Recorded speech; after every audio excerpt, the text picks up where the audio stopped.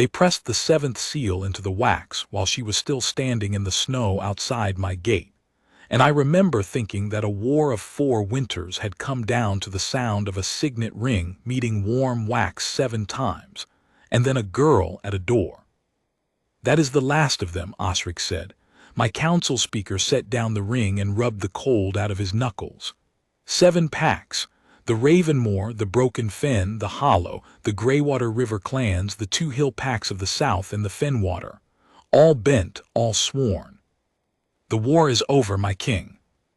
The hall was full of my captains and my elders and the smell of pine smoke and old blood, and no one cheered, because men who have buried as many as we had do not cheer a peace. They only breathe out slowly. The way you breathe when a weight you have carried so long you forgot it was a weight is finally set down. I breathed out. 4 winters. I had been a young king when it began, and I did not feel young now. "Read me the last term again," I said. Osric did not want to. I saw it in the set of his mouth. "The final condition of the Fenwater's surrender," he said, "is a bride of their blood given to the Duncrog to bind the peace by marriage and by heir. Their people asked for it themselves, my king. They believe a bride in your hall keeps your wolves from their river when the thaw comes. A hostage of the heart, they called it in the old speech." "A hostage," I said. "A queen if you are kind, a hostage if you are not." Osric folded his hands. "She waits at the gate." I had not asked for a wife. I had said as much, plainly, at 3 separate councils, and 3 separate times my elders had looked at me the way you look at a man who has not yet understood the shape of his own life. A king with no mate and no heir is a war waiting to happen the day he falls, they told me. And a peace with no marriage to bind it is a truce that lasts exactly as long as the memory of the last funeral. Bind it in blood, they said, meaning a wedding, and I had heard the other meaning under it too and hated it. Bind it in blood. "Bring her in," I said, "and out of the cold she has ridden far." They opened the great doors and the wind came in first, the way it always does at Stormhold, off the frozen sound, sharp enough to make the torches lie down flat. And then she came in behind it.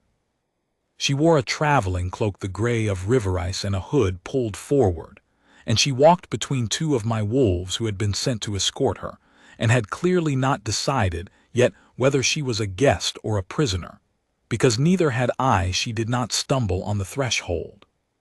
She did not look up at the height of my hall or the length of the tables, or the ranks of hard men who had killed her kin, and now stood watching her come. She looked at the floor 3 paces ahead of her feet, and she walked to the base of my dais and she stopped, and she put back her hood. I will not tell you the bond struck me then, because it did not, and I have learned to distrust the tellings that make it a lightning bolt.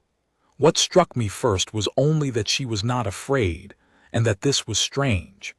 I have stood over beaten enemies my whole reign, and I know the smell of fear the way I know the smell of snow coming, and there was none of it on her. There was cold, and tiredness, and grief worn so long it had gone quiet, and under all of that a stillness like the surface of deep water that does not move, because there is nothing shallow left in it to be moved. She had a plain face made remarkable by that stillness, and dark hair braided back off it without any care for prettiness, and her hands, when she folded them in front of her, were a healer's hands. I did not know that yet, but I would learn it scarred at the knuckle and sure. "You are the Fenwater's daughter," I said. "I am Elspeth of the Fenwater," she said. Her voice was low and even. "I am told I am the price of my people's peace, and that I am to be given to the Alpha King of the Duncrog. I have come to be given." The hall was very quiet. Somewhere down the tables a man laughed, short and ugly, and I knew without turning who it was, because there was only one man in my hall who would laugh at that moment, and I filed it away, and I would come to regret how long I let it lie in the file before I looked at it. "You have come to be given," I repeated. "Who told you that word?" "The word is in the treaty," she said. "Given. I read it myself before I signed my name under it. I read well, my lord. Do the terms disturb you? You wrote them." Osric made a small sound. My captain stirred. No one talked to me that way in my own hall in front of my sworn men, and certainly no beaten enemy standing on a floor that had been washed clean of her cousin's blood not 5 seasons past. I should have been angry. I searched myself for the anger, out of habit, and could not find it. What I found instead was the beginning of something I had no name for yet, which was the wish to know exactly what she had meant to keep her voice that level while she said it. "I did write them," I said. "I will tell you what I did not write, Elspeth of the Fenwater. I did not write that you were a thing to be handed across a table like a chest of silver. My counsel wrote given. I signed it because a war does not end on the strength of one word I dislike. But you are standing in my hall now, not theirs, and in my hall the word is not the deed. Do you understand me?" "No," she said honestly. "I do not think I do." "Then I will make it plain before all of them, so there is no confusion later." I came down the steps of the dais, and my wolves parted, and I stood in front of her close enough to see that her eyes were not dark as I had thought from the height, but a gray so deep it was nearly the same river ice as her cloak. "You are not a prisoner in Stormhold. You will have your own chambers, with a bar on the inside of the door and the key in your own hand. No one enters them but by your leave. You will not be locked, not watched, not touched, not shamed. If the marriage is to happen, it will happen because you have looked at it in the daylight with all the choices in front of you and decided that you can bear it, and not 1 hour before. And if you decide you cannot bear it, then the peace will have to hold on my honor alone, because I would sooner ride to war again than take a wife who came to me the way you have just described." I had not planned to say all of that. I heard my council speaker inhale. I heard down the tables a chair scrape as a man leaned back to watch me hang myself with my own words in front of the packs, and I watched her face while I said it, and for the first time since she had come in out of the cold, something moved on it. Not fear. Not gratitude either, which is what a beaten woman is supposed to show a merciful conqueror, and which I would have found almost as unbearable as fear. What moved on her face was suspicion, sharp, exhausted, entirely reasonable suspicion, because she had lived 4 years of a war we had started, and she knew as well as I did that a wolf that has just told you it will not bite is a wolf worth watching very closely. "Why?" she said. "Why what? Why would you say that, in front of them?" Her chin lifted a fraction toward my hall, my men. "You gain nothing. A given bride is simpler. A given bride does not need to be persuaded. You have made yourself smaller in front of your whole pack to hand a choice to a woman from a river you spent 4 years trying to take. I do not understand why, and I do not trust what I do not understand, so I am asking you plainly, and I would take it as a kindness if you answered me plainly." And there, not at the hood, not at the ice-gray eyes, but there, at the word kindness spoken by a woman who had every cause to expect none and asked for it anyway as if it were her right, there was the first pull of it. I felt it the way you feel a bell that has been struck, and I must tell you something about my life so that you understand what that meant. For 4 winters there had been a sound in me, not in my ears, under them behind the breastbone where the wolf lives. War does that to a man who leads it. Every burned holdfast, every widow's face, every boy of mine I sent out whole and carried back in a cloak, each one rang the bell once, and the sound never fully died before the next blow struck it, so that by the 4th winter I lived inside a single unbroken note, a struck bell ringing that I had stopped hearing only because it never stopped.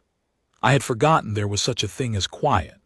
I thought the ringing was simply what a king was, inside. When she asked me why, and looked at me as if the answer mattered, the bell stopped. Not softened, not muffled.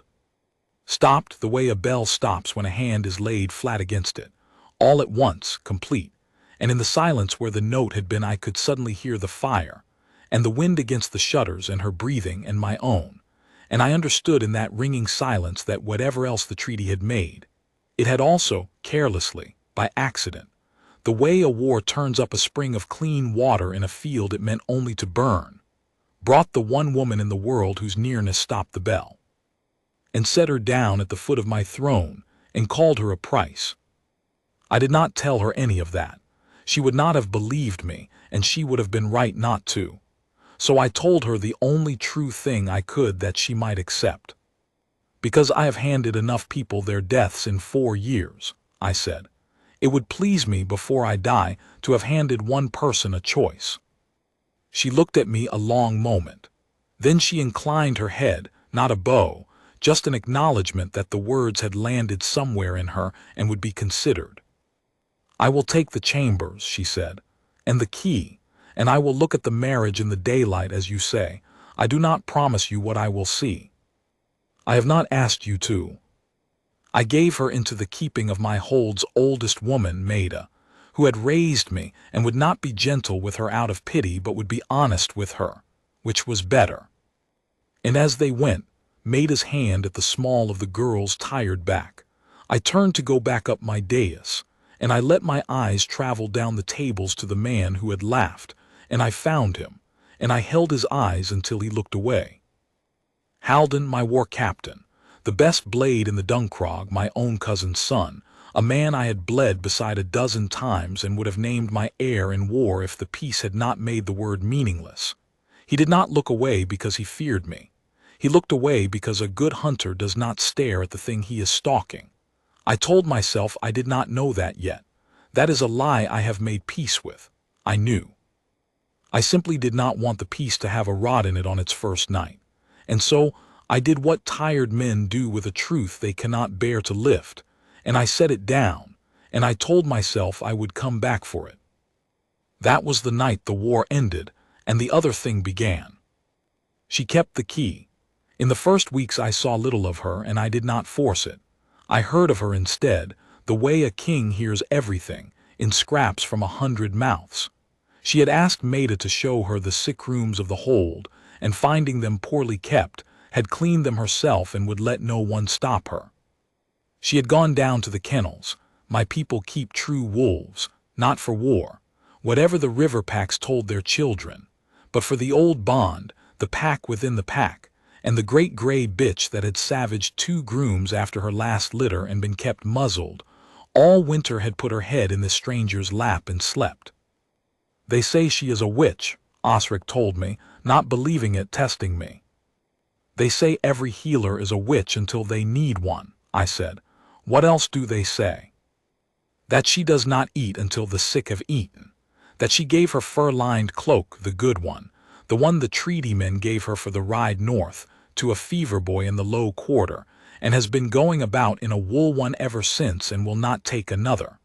He paused. That she has not once in 3 weeks asked anyone for anything for herself.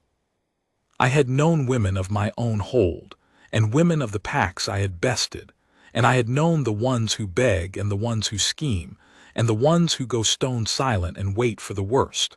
The war shows you all the kinds there are.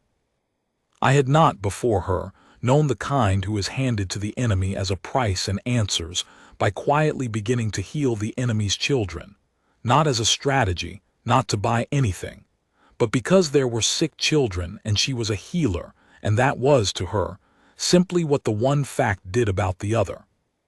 The first time we spoke again, alone, was over a dying man. He was one of mine, Ruthard, an old spear who had taken a wound at the closing of the war that had never truly shut, and now in the cold it had gone bad and the flesh around it had turned the colors flesh turns when the body has begun to give itself up. My own healers had done what they could and told me quietly to send for his sons. I went to sit with him, because he had held a shield beside my father, and a king owes his old men his time at the end of it, and she was already there. She had her sleeves pushed up and her scarred hands working at the wound with a patience that had nothing of hurry and nothing of despair in it.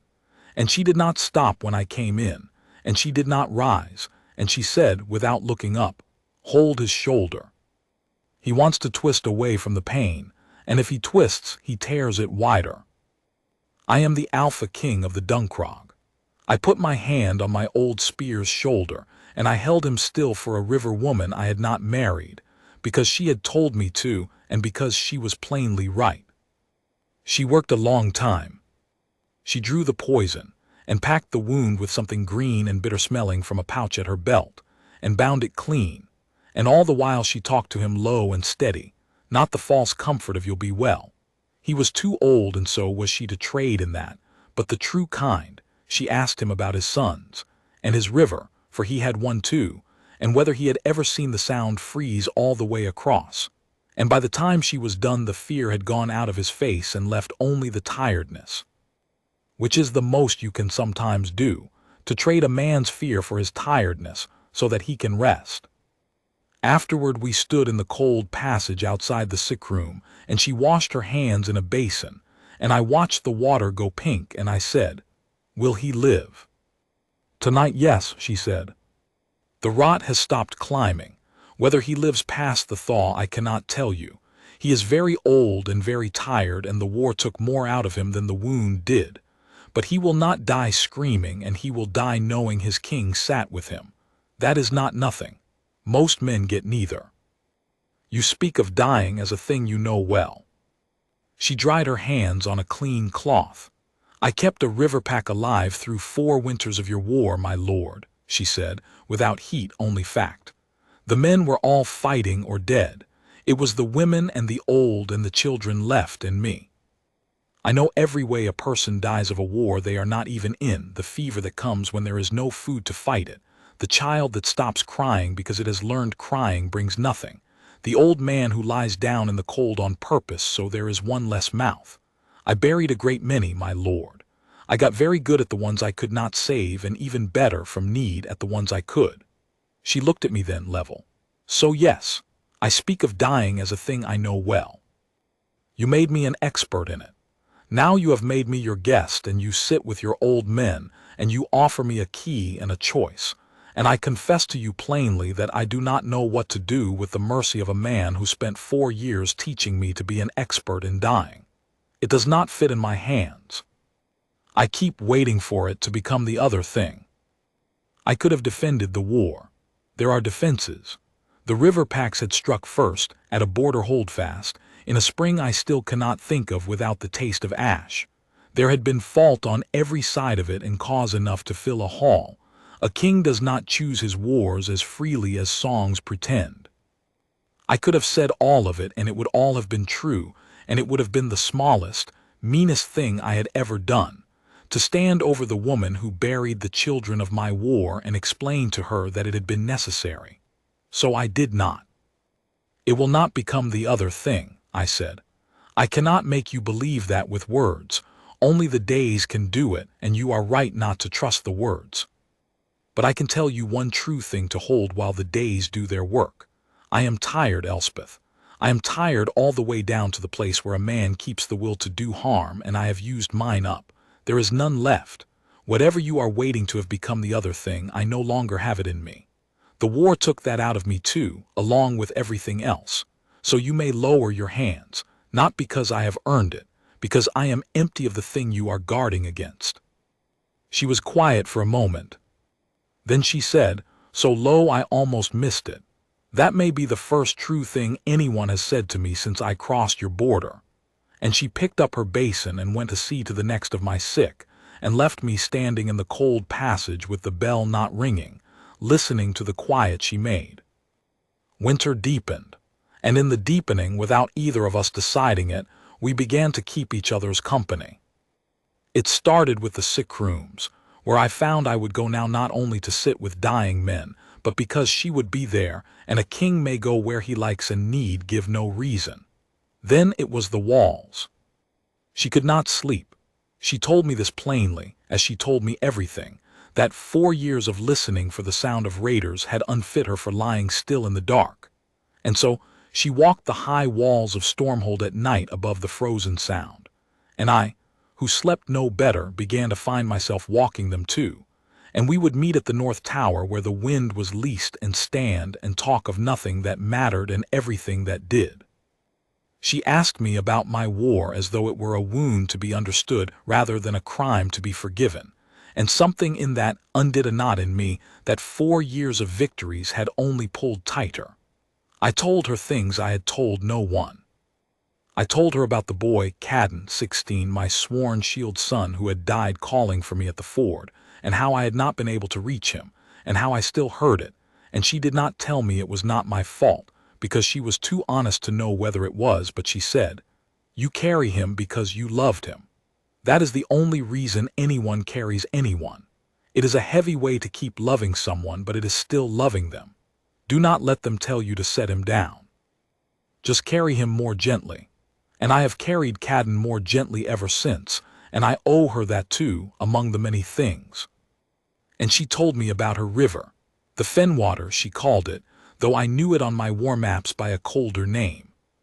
She told me about the season the ice came late, and the whole pack had gone out onto it in the dark with lamps to fish because the stores were gone, and how she had knelt on the ice tending a woman in labor while the men jigged for river trout 10 paces off, and the aurora had come up green and silent over all of it. The lamps and the labor and the fishing lines and the terror and the beauty of it all at once, and how she had thought, kneeling there with a new child coming into a starving world under a green sky, that she would give anything for the war to end and did not care by then which side won it, only that it end.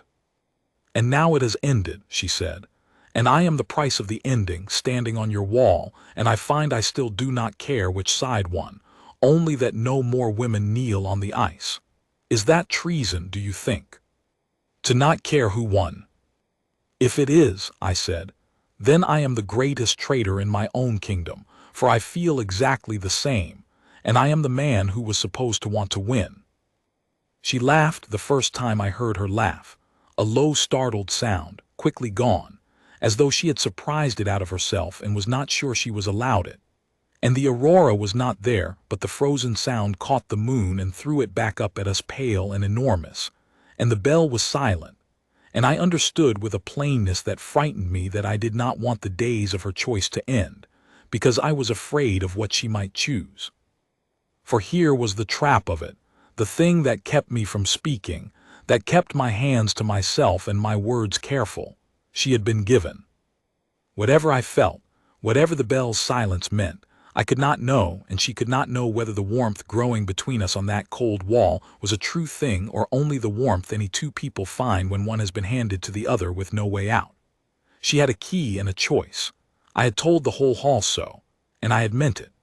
But a woman does not truly have a choice while she stands inside the walls of the man she was given to, dependent on his bread. Her people's peace hung on her willingness. The choice I had given her was real, and it was also a lie, and I knew it, and I think she knew I knew it, and so we stood on the wall and did not speak of the marriage at all, and the not speaking of it grew until it was the largest thing on the wall with us, larger than the sound, larger than the moon.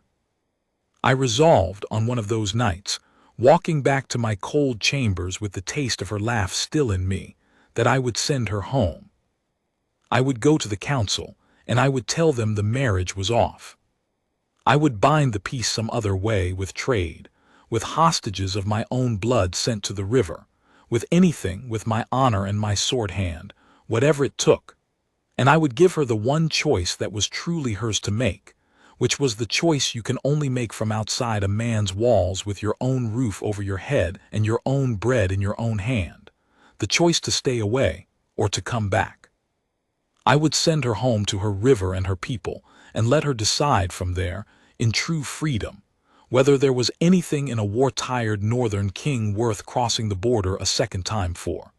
And if she never came, I would have my answer, and it would be a clean one, and I would carry it the way I carried Cadden, gently forever. It was a good resolve. It was, I think, the best thing I ever meant to do, and I never got to do it, because the next morning Haldon made his move, and the war I thought I had ended tried to be born again in my own hall. I should have looked at the file I had set down on the first night. I had let it lie because I did not want to rot in my peace. Rot does not care whether you look at it. It only cares that you have not. Haldon had wanted the last packs crushed, not spared. He had said so in council more than once, in the plain, brutal language of a man who has decided that the only end to war is the end of the enemy. Leave one river pack breathing, he had argued, and in a generation you fight them again. Better to finish it now and buy your grandchildren peace with a hard winter's work. I had overruled him. I had told him a kingdom of graves is not a peace. It is only a quieter war, and he had bent his knee and said nothing more, and I had taken his silence for obedience because I wanted to, because he was my blood and my best blade, and I did not want to have to watch him. He had not obeyed. He had waited. And when the treaty was sealed and a river bride was set at my high table and the whole hold began to warm to her, he saw, I think, not a peace but a betrayal, the enemy not merely spared but honored, courted, loved, in the hall his kin had died to defend. And he decided that if I would not finish the war, he would restart it, and he would do it in a way that put the blame on the very peace I had made. There was to be a great feast at midwinter, the first since the war's end, and to it were coming envoys from all 7 of the Bent Pacts, come to see with their own eyes that their bride lived and was honored, come to carry home the proof that the Northern King kept his word so that the peace might set like ice into something that would bear weight. The whole treaty balanced on that feast. If the envoys went home satisfied, the peace was real. If they went home with a grievance, it was smoke. Haldon's plan was simple and it was very nearly perfect. On the night of the feast, the Fenwaters' own envoy, an old river lord named Brick, Elspeth's mother's cousin, a gentle white-haired man who had wept openly at the sight of her alive, was to be found dead, poisoned. And beside him planted would be the proof, a vial, a green healer's pouch, a thing that any fool could see had come from the Northern King's River Witch bride, the woman who tended all the sick rooms, the woman with 100 bitter pouches at her belt. The story wrote itself. The bride, secretly loyal to her people, had murdered the peace envoy to reignite the war and free her river from its bent knee. Or the Northern King had used his tame river witch to murder the one man who might have carried an honest account home. Either telling ended the peace. Both endings put the blade in her hand, and a bride accused of poisoning a peace envoy in the enemy king's own hall does not get a trial. She gets a rope, and quickly, before the packs outside the walls hear of it, and the man who hangs her can call it justice. I know all of this now. On the night of the feast I knew none of it. I knew only that the hall was full and warm and loud in a way it had not been in 4 years, that the 7 envoys sat at my tables and had not yet reached for their knives, that Elspeth sat at my right hand in a gown the color of river ice that Maida had made her against all her protests, and that when old Brick had risen and lifted his cup to her, to the daughter of the Fenwater, kept in honor by her people's old enemy, the whole hall had drunk, my hard men and her frightened envoys together. And I had looked at her face and seen her fighting not to weep, and had thought, it is holding. The peace is holding, and under the thought the bell silent. Brick took ill an hour into the feast. He was an old man and had drunk deep, and it looked at first like nothing, a flush, a hand pressed to the chest, a request for air. 2 of his own rivermen helped him from the hall toward the cold passage, and Elspeth was up before I understood why, her chair back, her healer's eyes already on him, and she went after them, and I, because the bell had gone strange in my chest, went after her. We reached the passage as the old man went down, and Elspeth dropped to her knees beside him, and her hands were on him, at his throat, his chest, prying up his eyelid to look at the eye, and I saw her face change. I who had watched that face over a dozen dying men and learned to read it, I saw it go from a healer's swift assessment to something else, something cold and certain and afraid, and she said, "This is not his heart. He has been given foxglove or worse, and too much, and not long ago. Someone in this hall has poisoned him." And even as she said it, even as the words were still in the cold air, I heard Haldon's voice behind us, raised, carrying, pitched to reach the hall. "Poisoned," he said. "The river lord is poisoned. And there, look at her hands. She is already at his body. My king, in the name of God, look at what she carries at her belt." I turned. He had brought the hall with him. That was the cruelty of it, the craft of it. He had not come quietly. He had come loud, dragging the feast behind him, so that the 7 envoys and my own captains and half my hold now stood packed into the mouth of the passage, and they saw what he had staged for them to see. the old peace lord dying on the stones, and the river bride crouched over him with her hands on his throat, and a green healer's pouch, not hers. I would learn, one he had made to look like hers, lying where he had let it fall an arm's length from her knee. She murdered him, Halden said, and he said it to the envoys, not to me. She sat at our king's right hand and smiled at your peace, and then she rose and followed the one honest witness you sent, and she poured death down his throat, to break the truce and free her river, or because our king commanded it. I do not know which, and it does not matter which, because either way the man you trusted to carry your peace home is dead on the floor of the northern hall, poisoned by the northern king's own witch. There is your peace. There is what their word is worth. He drew his sword. The sound of it in the stone passage was enormous. I will do what must be done and take the guilt of it, my king, since you cannot. I will not let her live to poison the next one. And the whole hall was looking at me. My captains, my elders, the 7 envoys with the war rekindling in their eyes, Osric white and frozen, all of them looking at their king to see what he would do. And in that looking, I felt the entire piece of a kingdom balance on the next thing that came out of my mouth. 4 winters and 7 fallen packs, and every grave I had dug.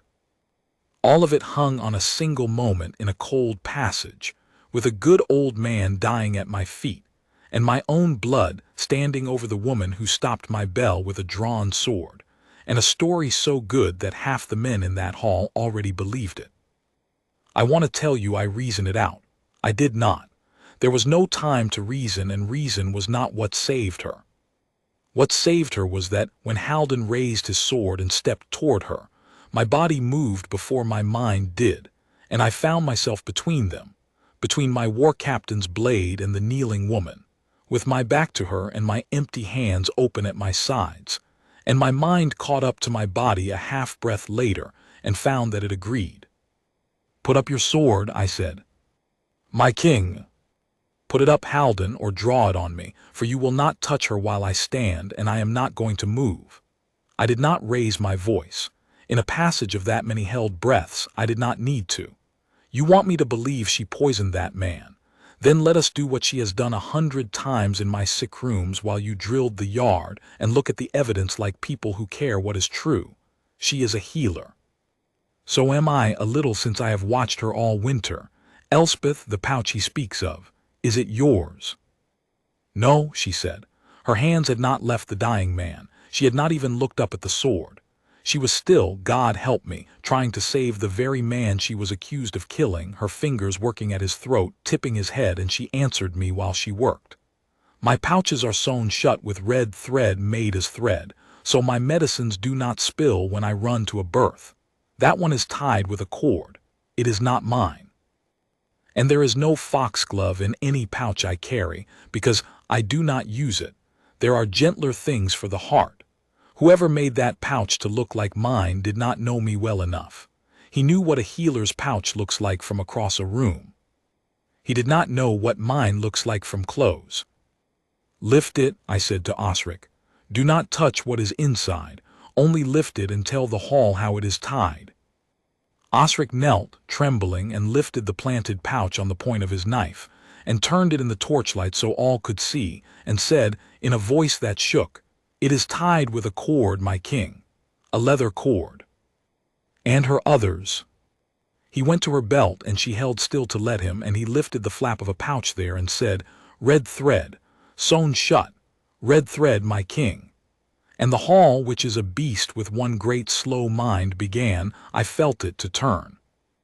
But it was not enough. A cord and a thread is a doubt, not a truth, and Halden had not built a plan that a doubt could bring down. He laughed the same short, ugly laugh I had heard on the first night, and sat down and not looked at, and he said, "So she is careful. So she used a different pouch to keep her own clean. What does the thread prove but that she is clever? The man is still dying. Her hands are still on him. My king, you are bewitched. The whole hold sees it. You have taken a river witch to your table, and now you stand between her and justice with your own hands empty." "Roan," Elspeth said. She had never once used my name. Not on the wall, not over the dying, not once in a winter of nights. She used it now, low, urgent, and it cut through Halden's voice like a clean knife, and I turned, and she said, "I can save him. I think I can still save him. The dose was large, but he is not gone, but I need charcoal, and I need it now, and I need someone to make him drink. And if he lives, Roan, if he lives, he can tell you himself who gave him the cup. Foxglove does not act the moment it is swallowed. He drank it perhaps a quarter-hour ago, at the table in the hall from a hand he trusted. If he lives, he will remember the hand. Let me save him, and he will name the poisoner himself, and you will not have to take my word or your captain's. You will have the only word that matters, the dying man's own.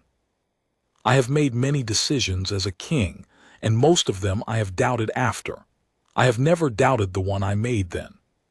"Maida," I said without turning from the passage, "burnt charcoal, ground, mixed thin with water, run."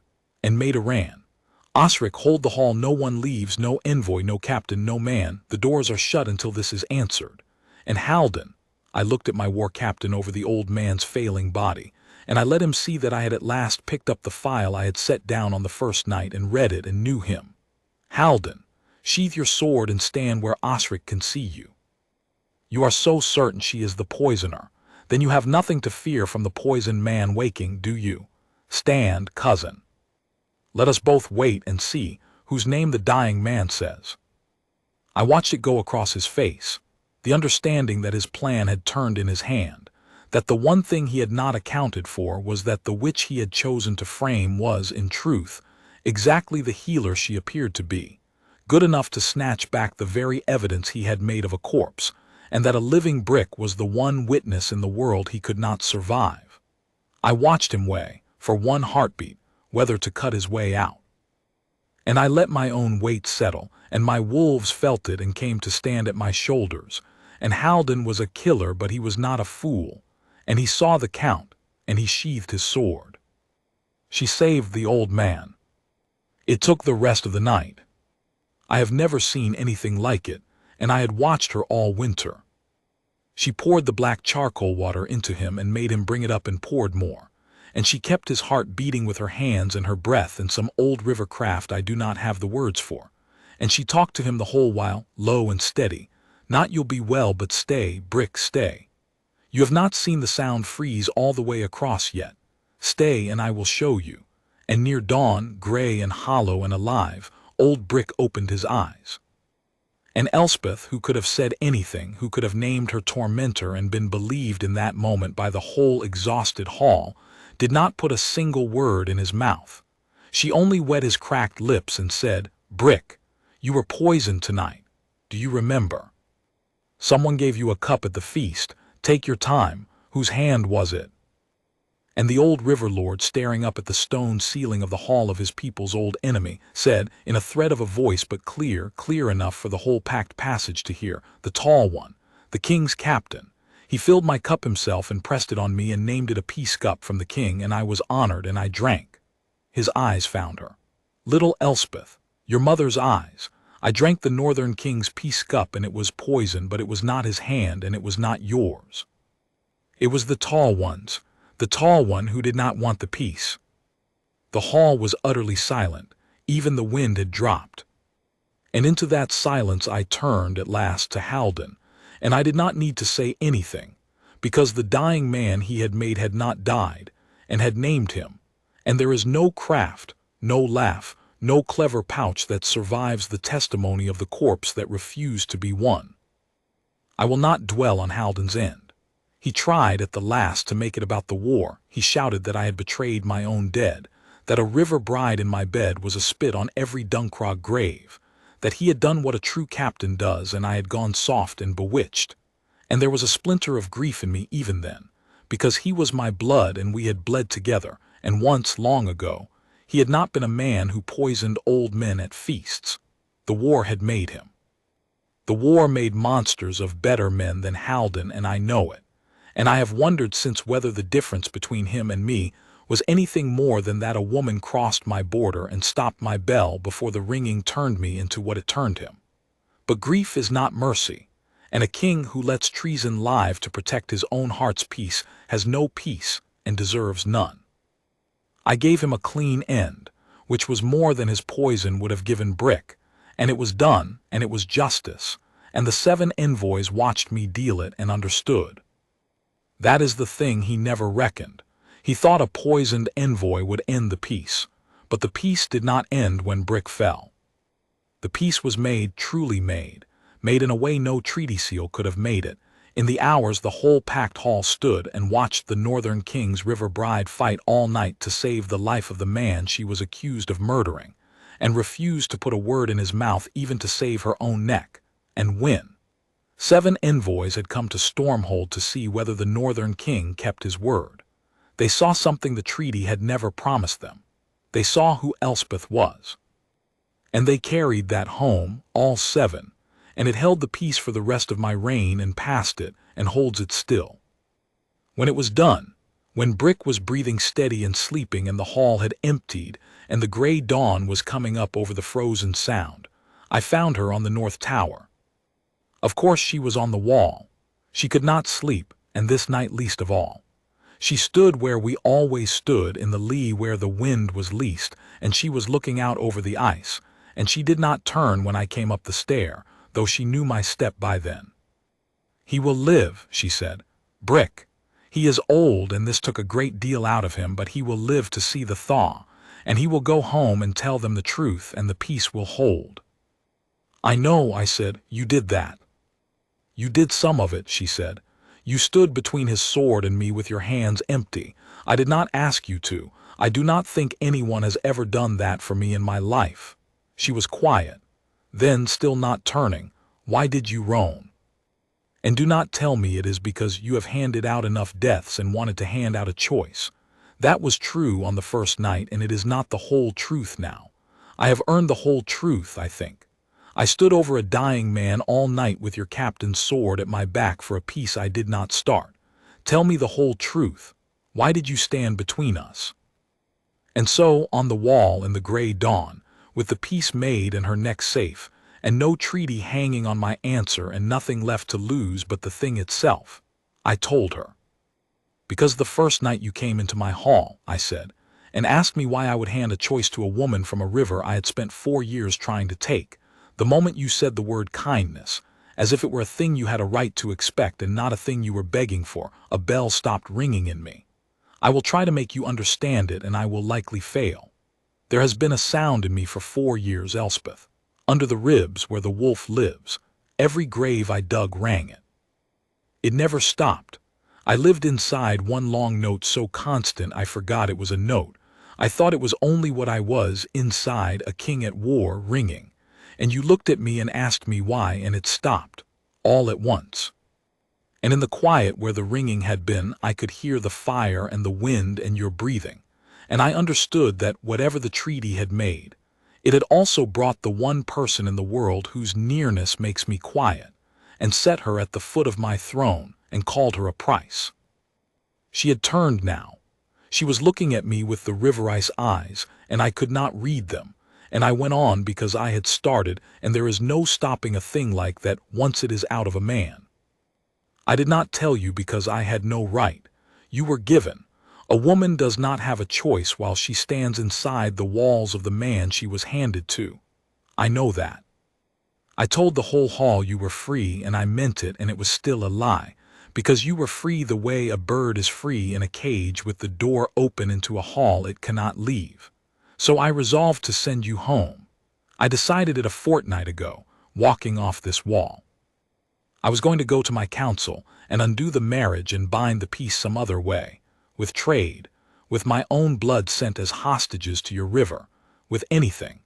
And I was going to send you home to your people and your own roof and your own bread, so that you could make the one choice that is truly yours to make, which you cannot make here.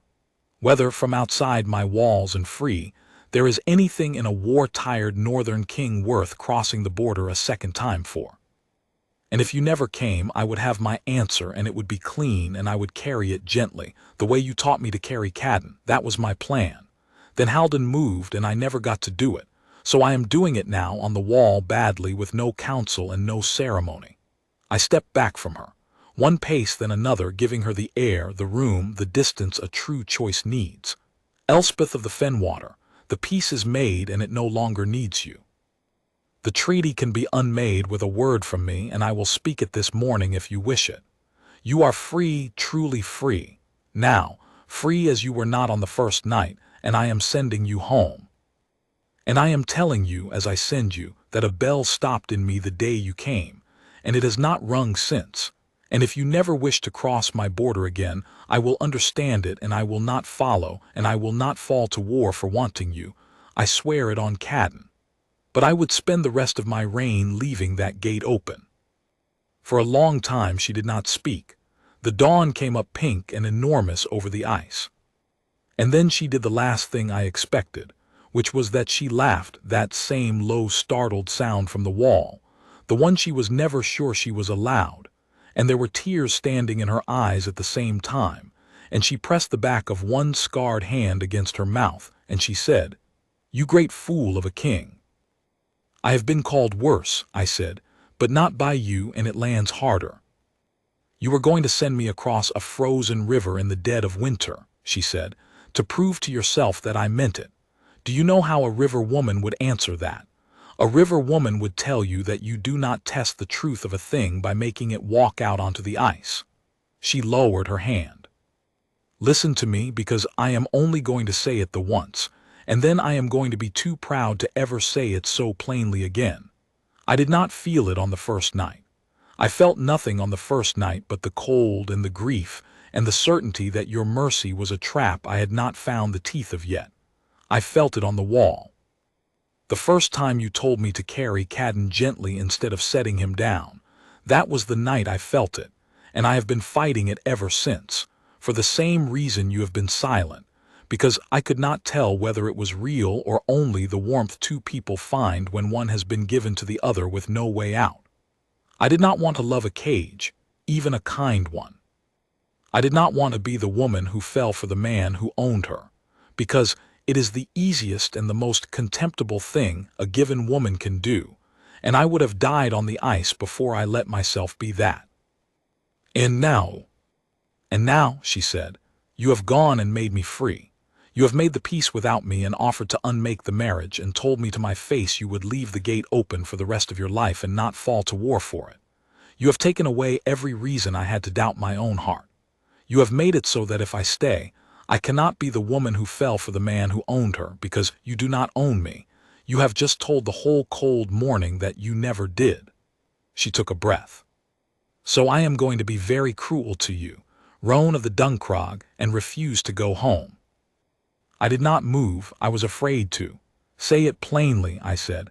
I am a soldier. Say it so a soldier cannot mistake it. I choose you, she said. Not the peace, not the key, not the kindness. You, the tired king who carries his dead gently and cannot find his own anger any more and stood between me and a sword with his hands empty. I choose him freely from inside your walls, and I would choose him from outside them too, and I do not need to walk out onto the ice to prove it, and I will not, so put that mad plan away. I choose you. There, it is said. Now for God's sake stop standing 3 paces off like I am a wolf. You are gentling and come here before the sun is all the way up, because I have been cold for 4 years and I am tired of it. I crossed the 3 paces. I will not tell you the rest of that dawn on the wall, because some things a king keeps, and because the audience for this story is not the kind that needs the telling. The kind of woman who has read this far knows what a first true embrace is worth after 2 war-tired people have spent a winter not reaching for each other, and she does not need me to spend it into words. I will only tell you that when I put my arms around her at last and she turned her face into my chest, over the ribs where the wolf lives, over the place where the bell had rung for 4 years and gone silent the day she came, I felt the mark rise. It came up along my forearm and hers where they crossed, pale and cool as moonlight on the ice, the old mate mark of my line that my father wore and his father before him, that I had thought the war had burned out of me, that I had believed would never come because I would never be quiet enough inside to let it. It came up silver in the pink dawn, on both of us at once, the way it only comes when the bond is not made but recognized, not built but found. and she looked down at it on her own arm and then up at me, and she did not ask what it meant because she was a healer of the old river craft and she knew, and she only said very softly, "So it was real then. Both ways, all along." "All along," I said. "I only ever gave you a choice. I never once gave you the bond. That was there before either of us signed a word. The treaty did not make it. The treaty just could not stop it. We were wed at the thaw, when Brick was strong enough to stand as her kin and give her, truly give her, this time the old way, a river lord handing his daughter's daughter to a marriage she had chosen, which is a different thing entirely from the word in a treaty, though it uses the same word. All 7 packs sent to it. My council, who had wanted a given bride to bind a peace and had watched their king hand her a key instead, stood in the hall and understood at last what they had gotten, which was better than what they had asked for, and they bent their knees to her, my hard northern elders, to a river woman who had healed half their hold through a winter, and not one of them was made to.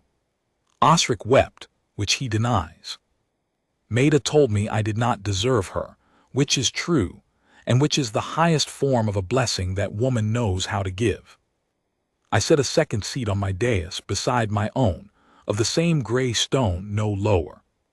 She told me it was unnecessary, and I told her it was entirely necessary, and that she was going to have to learn to let a Duncrog be stubborn about something for once, and she has learned to let me be stubborn about that one thing, and only that one thing in all the years since. She still cannot sleep. Some wounds a peace does not heal, and 4 years of listening in the dark for raiders is one of them. So we walk the wall still, she and I. On the nights the dark will not let her lie still, up to the north tower where the wind is least, above the frozen sound.